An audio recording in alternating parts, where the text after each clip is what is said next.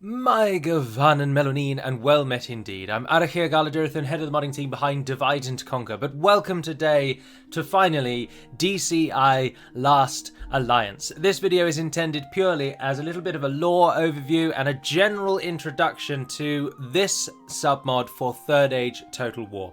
So, to begin with, DCI Last Alliance means Dunedain Counter Invasions Last Alliance and is based off of Ngugi's previous very small mod called Dunedain Counter Invasions, which allowed you, as the Dunedain, to enact the Jihad feature from Medieval 2. So it's essentially a crusade that the Muslim nations were able to go on in Medieval 2, and he's adapted it and it's called a Tolakharn, Vengeance Comes. The mod has been built around that and is set at the time of the Last Alliance.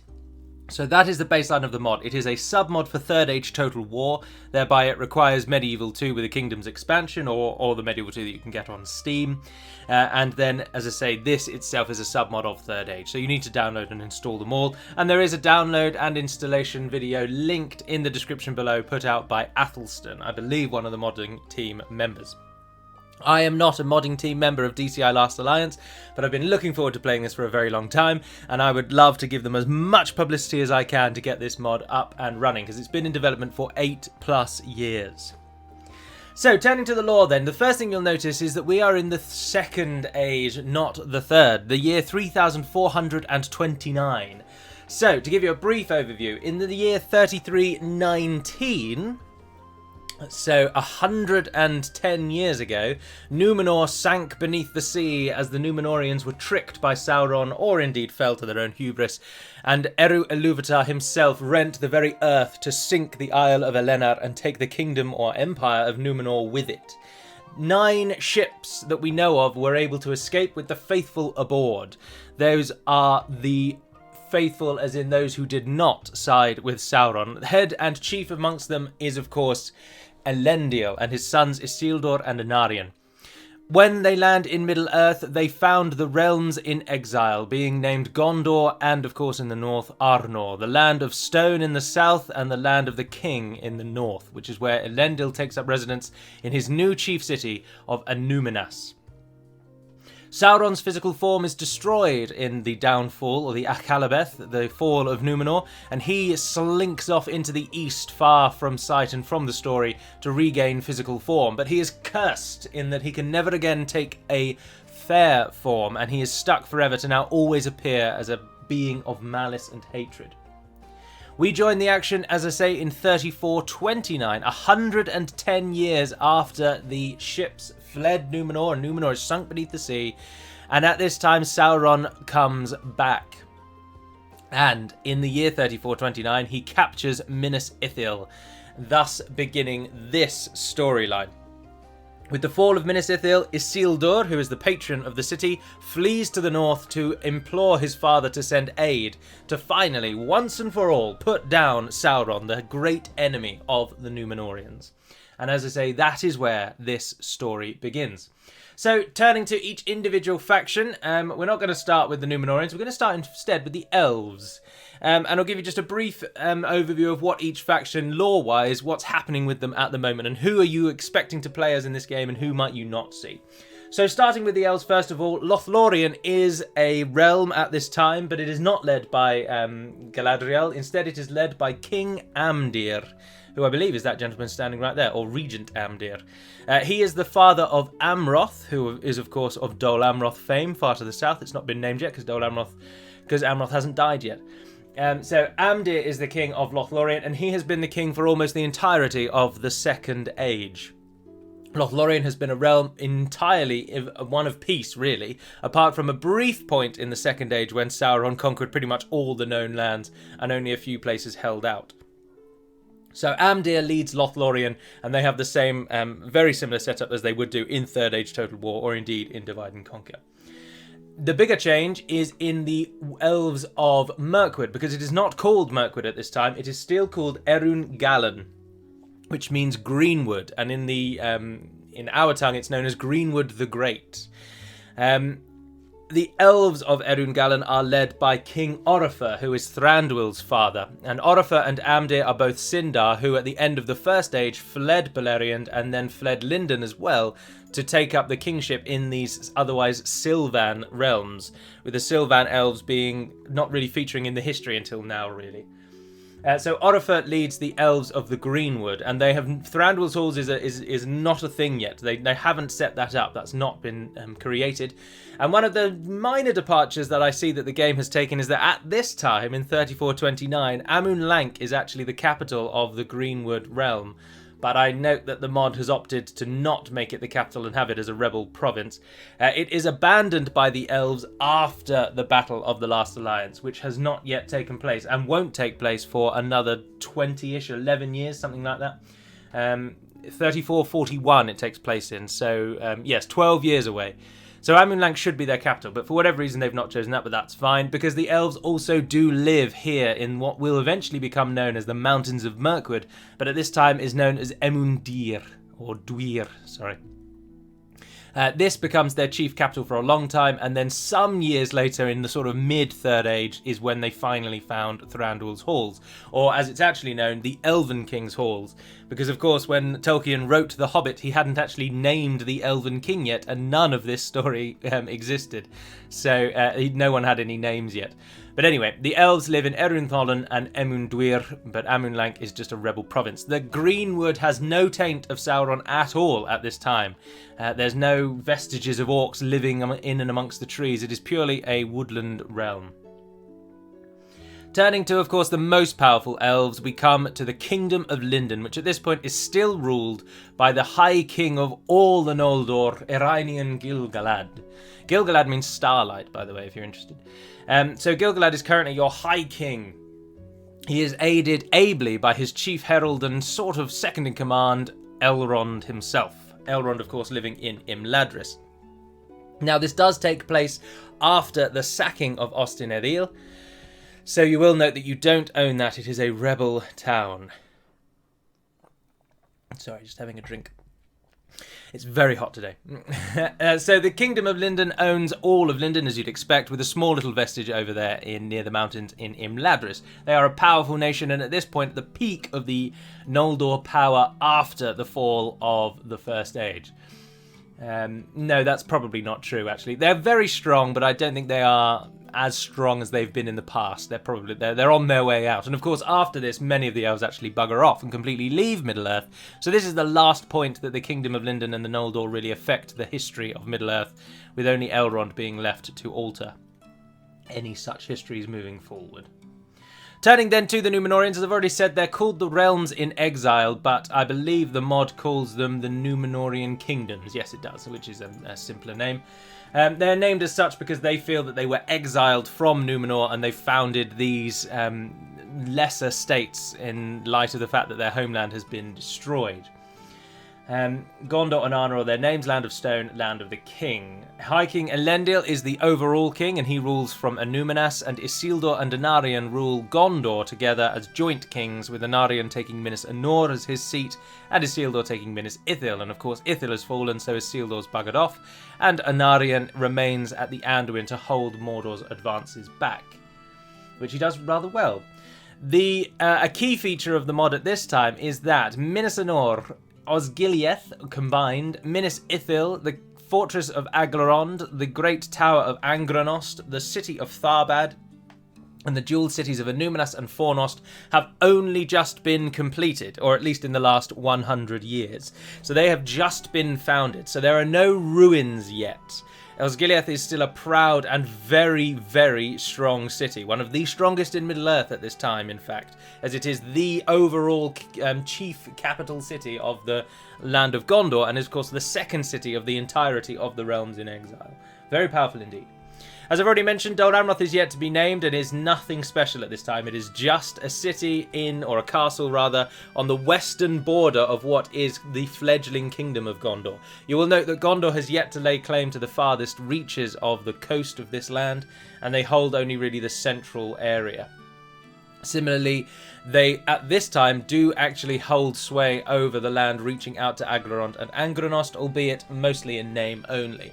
But this land, which comes eventually to be known Calanathan, and then further on from that will of course become Rohan, is just a part of Gondor's realm at this time. Do note that cities, the three cities of Pelargir, Umbar in the south, and Londere away up here, were Numenorean colonies from some time ago, so they were already here when the realms landed. But there is a third Numenorean aspect to this timeline, and it is, of course, the King's Men, the unfaithful, the followers of King Ar-Pharazôn. That's using the word king twice. The followers of Ar-Pharazôn.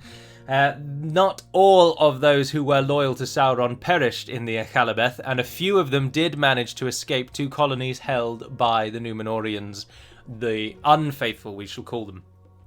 They come, of course, to Umbar, their chief colony, and here they very swiftly set themselves up as the kings of this land. So the Haradrim, who are the indigenous peoples here, are easily bested by the coming Numenoreans, and they take them as their kings. Two particularly, well, the only two named people that we know of actually at this time, take up the lordship of this land, and they are known as Herumor and Fuinir, or Fuinur. And I believe they're brothers, and they come to be sort of the dual rulers of this land. Now, of course, this is a very awkward time for the unfaithful, and this is entirely what we have built Divide and Conquer's Ar-Adonayim faction on, and that is that the unfaithful have, of course, just woken up to the very real possibility that they were, in fact, completely betrayed by Sauron, who they thought was a great chief advisor to their king and an ally of their people, who was helping them seek immortality against the ban of the Valar. But in fact, of course, Sauron actually hated them and despised them, and he's instrumented the downfall of their homeland and the destruction of their kingdom. So the unfaithful are coming to terms with the fact that they don't perhaps like Sauron very much, but also they're gripping with the fact that no matter what happened with Sauron, they hate, with a burning passion, the peoples of Gondor and Arnor, the faithful. For no matter what Sauron may have done and the deeds that he may have orchestrated, the faithful remain those who stood against the wishes of the king. And so the Ardonayim, or not, they're not called that. That does just mean king's men in Ardonaic. But the unfaithful are likely to be hated enemies of both. But I don't know if they actually are, but we can just have a look. There's only a few. We can scroll through. They're known as Harad, and they are, in fact, allied to Mordor, yes. So even though they have been betrayed by Sauron, the game takes the view that they need to be allied to Mordor for balance or whatever, so they are. But that is the third Numenorean realm. The dwarves have a rather interesting story at this point, or not that interesting, but I think it is, and that is that, of course, Khazad-dûm has yet to fall. The Balrog sleeps in its deep slumber, deep beneath the mountains, the misty mountains, and it won't be for another 2,000 years until it is awoken. So Khazad-dûm at the moment is a very, very wealthy and splendid place. It would be an absolute spectacle to visit it now, in the prime of its life. The dwarves also have a couple of extra sort of wings, one being a colony that they founded many years ago in the Iron Hills, named as such because it is rich in iron and a very wealthy and worthy colony for the dwarves. So the Iron Hills is set up as a little enclave for them, and of course a number of Broadbeams and Firebeards didn't abandon the Blue Mountains at the end of the First Age, and a small contingent does still live here as well, in a region that in this game is known as Nagdum. But Khazad-dûm is the main chief city, and it has had no strife yet. The closest it has come to having peril is the War of Sauron and the Elves, which happens at about the midpoint of the Second Age, so about 1,500 years ago, or almost 2,000 years ago, actually. When Sauron, of course, invades Eriador and conquers all the way up to Lindon itself, where he is then only beaten back by the coming Numenoreans who sailed in and supported Gil-galad at that time. At that time, the dwarves and the elves had great relations, and when Osden-Edhil was destroyed, the dwarves attacked Sauron in the rear, but he overcame their army and beat them right back to Khazad-dûm, where they then shut themselves in. They locked the doors of Durin, and Sauron could never breach the walls, so he gave up. But they were essentially, to all intents and purposes, imprisoned in their own city. Of course, Sauron was then beaten back many, many years ago. Almost as soon as he reached the pinnacle of his conquest, he was beaten out of Eriador. and the dwarves then opened their doors again. But it did sour the relations of the dwarves and the elves a touch, even though it didn't really have anything to do with the elves. But the dwarves and the elves' relationship never really recovers from that point, and the dwarves become a little isolationist in about the midpoint of the Second Age, where, of course, and that only gets worse and worse and worse as the story continues. So those are the dwarves. The Longbeards, Firebeards, and Broadbeams all live in Khazad-dûm, which is a mighty and powerful nation. Turning then to the other humans of the world, let's go over to the ones who are unchanged the most, the Confederacy of Rhûn. They are exactly the same as they are in the Third Age and indeed in Divide and Conquer. Rhûn has forever been a blight against the otherwise stellar record of the Free Peoples. They have always been a realm that has fought with Sauron, and that is no different here. They are just Rhûn, basically.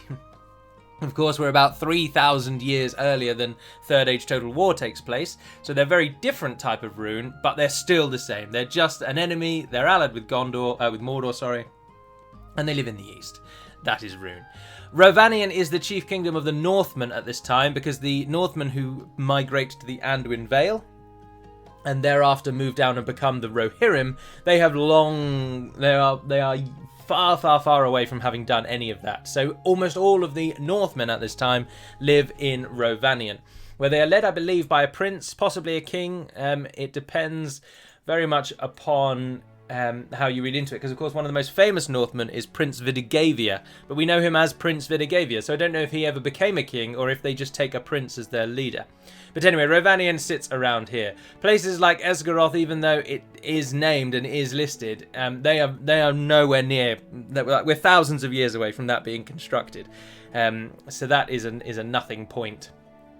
So the men of Rovanion encompasses the lands that are, of course, are Dorwinion, and then eventually will become Dale, and then they themselves move through to the Anduin Vale. But they, at the moment, are just they're more inclined to side with the realms in exile, and I believe they may even start allied with them, possibly. No, they don't, actually.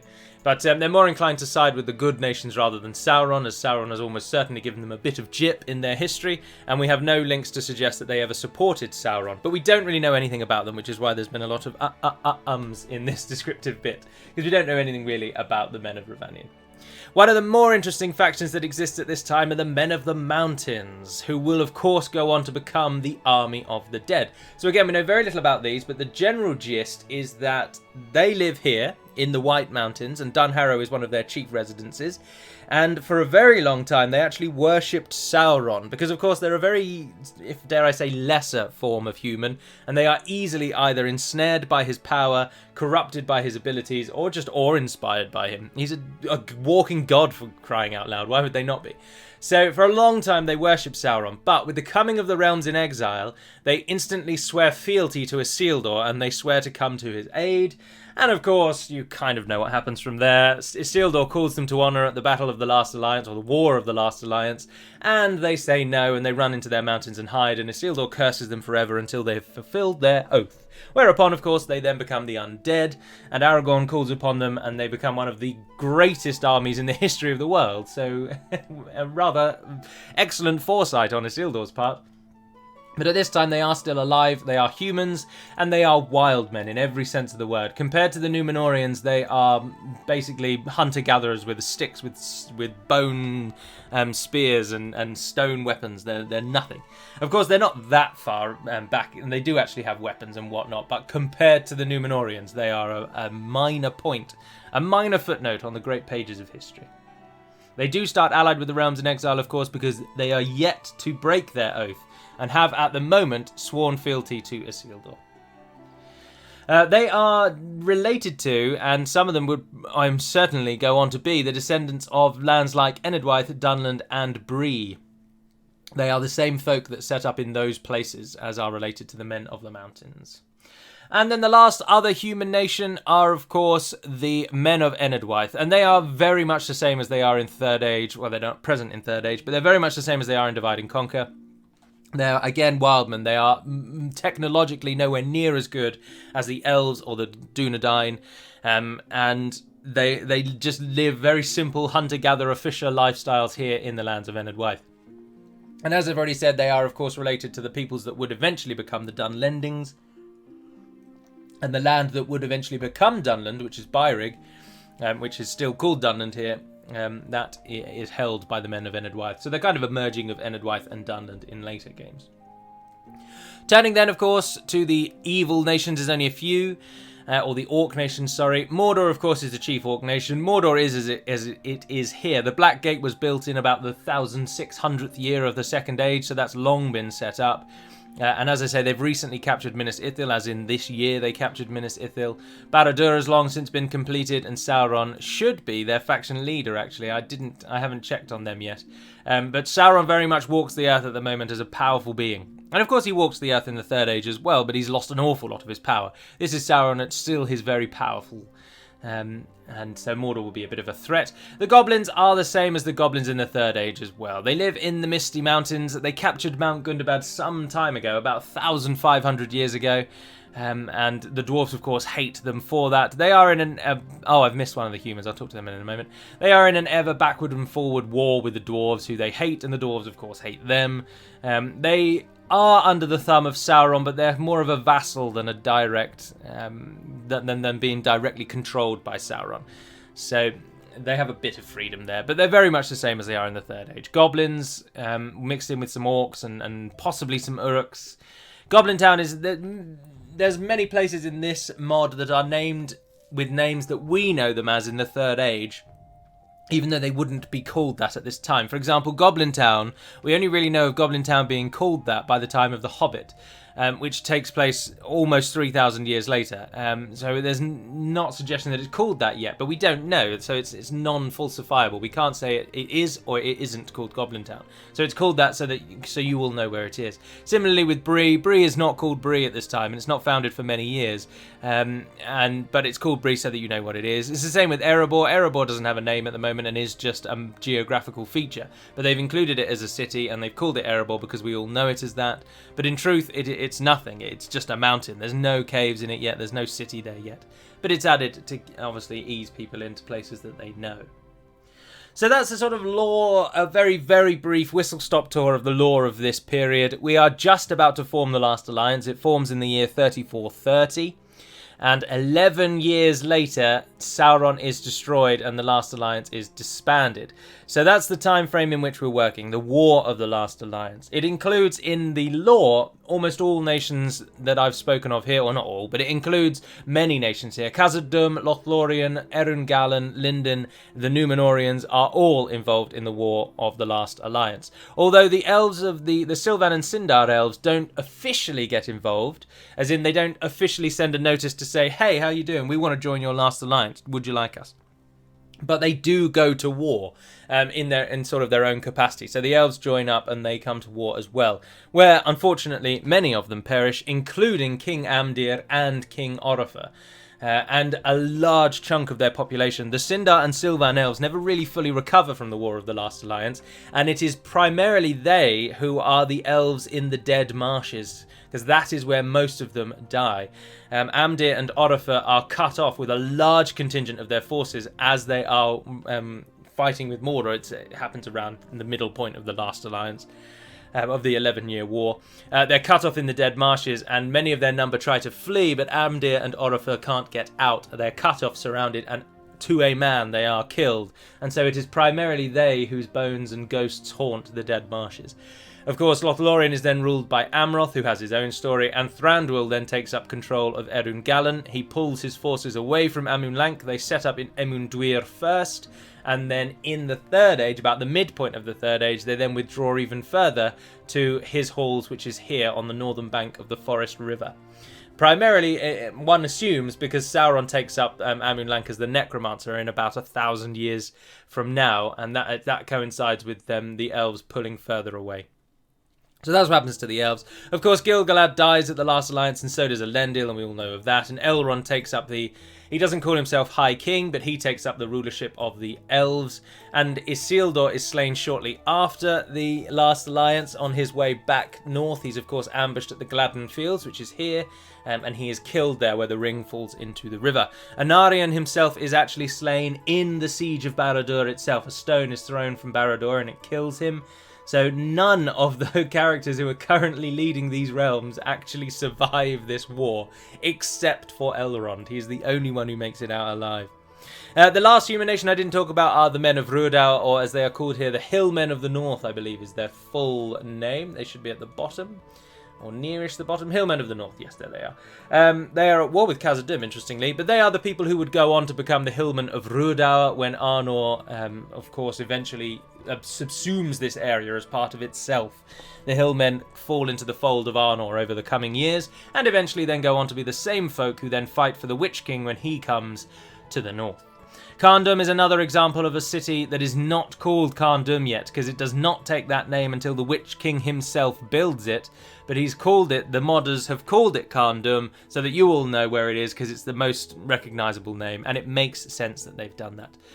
So it's a classic example of lore and gameplay merging together to create a fluid experience. So some key modding changes, and there's not much to talk about here, but I'm not going to go into massive detail, of course. All of the rosters will be vastly different from what you know, except from possibly the Elves and the Numenoreans, and Mordor, I suppose, who will have a lot of units that you will have seen from Third Age Total War. You can already see here the Lindon Long Spearmen. They've been renamed, but they're the same sort of unit.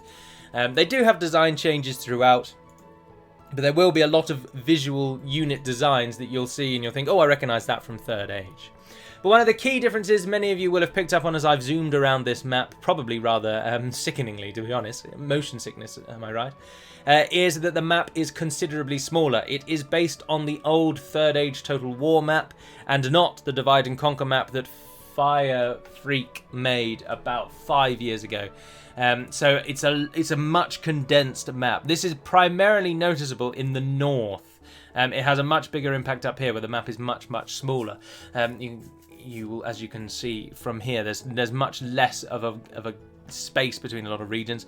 Also, there are a lot more larger regions, so that the 200 region cap has not been hit here. They've opted for bigger and fewer regions rather than getting all 199 down. And you see that obviously in places in the south here, where this region of Rhûn and Harad and the town of Tsirta controls this entire bottom right corner, which is basically almost the entirety of Eriador proper in one region. There'll be a lot of things like that. So it's a slightly smaller map.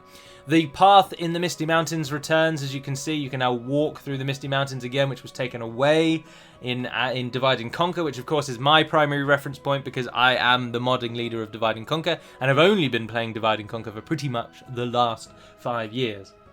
One of the very cool modding features is the two kings of Harad. They are actually both the king, and I'm really interested in looking into that more from a modder's perspective. One of them is in Kirjatanast, and the other is in Kadar Zimrathon. King Herumor and Fuinur, I don't know where each one is, but one is there and one is over there. And they're both actually listed as the king. In the family tree, they both have the king symbol, and I think that's really, really cool. So that's a very cool modding feature if you play as Harad. And as I've already mentioned, this is entirely formed and based around the premise of the Dunedain counter invasions. And so if we press Shift F1, it brings up a faction information thing. And you'll see here Tolakans, one of the key features, something that Lindon can do. We can join and call Tolakans. You need to wait until 25 turns in, and you have to be allied to the Numenoreans as well, actually. But that just allows all the good nations to declare war, to declare a settlement as their sort of crusade target, and everyone tries to get it. Another of the settlements that doesn't really exist yet is Amun Sul. The fortress of Amun Sul was not built until many years later with the downfall of Arnor. And it was built I believe it was built at the split of Arnor, actually, to mark the boundary of Arthedain to stop the forces of Angmar coming in. And so at this time it doesn't actually exist. But again, they've named it so that it's just recognisable. Take a deep breath. So there we are. I think that is about everything that you'd need to know in order to get involved in this. So the key features to take away are that Gondor and Arnor are at the height of their power at the moment. Well, they're not actually, are they? Because Gondor becomes much more powerful when Mordor falls and they fill that vacuum with power. But Gondor and Arnor are still very Numenorean at the moment. Their populations are almost entirely made up of Numenoreans in the top spots, and the wider populace is taken up by the indigenous folk who they sort of mixed with and came to rule. Nations, in inverted commas, like Dol Amroth don't exist. Rohan doesn't exist. Bree is a far thought away. The hobbits have yet to migrate to the Shire. They are still far, far away in either the lands of the Vale or even further east. I'm not sure they've even migrated into the Heartlands proper yet. I can't quite recall off the top of my head.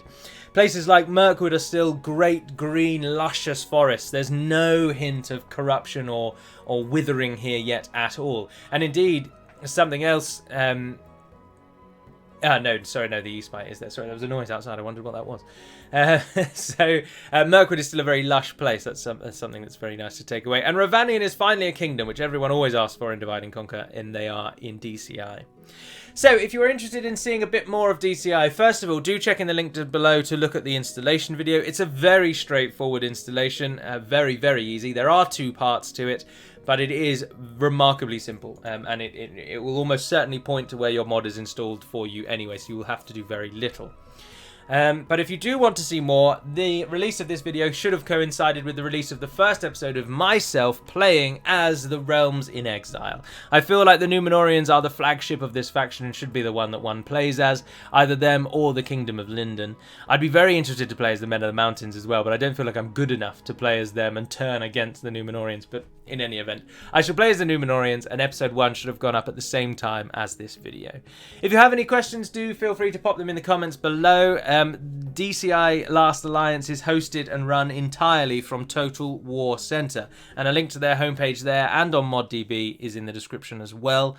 But there's no Discord for this, so you won't be able to interact with the modders through Discord. You'll have to use Total War Center. If you have any questions or thoughts, feedback, do let me know.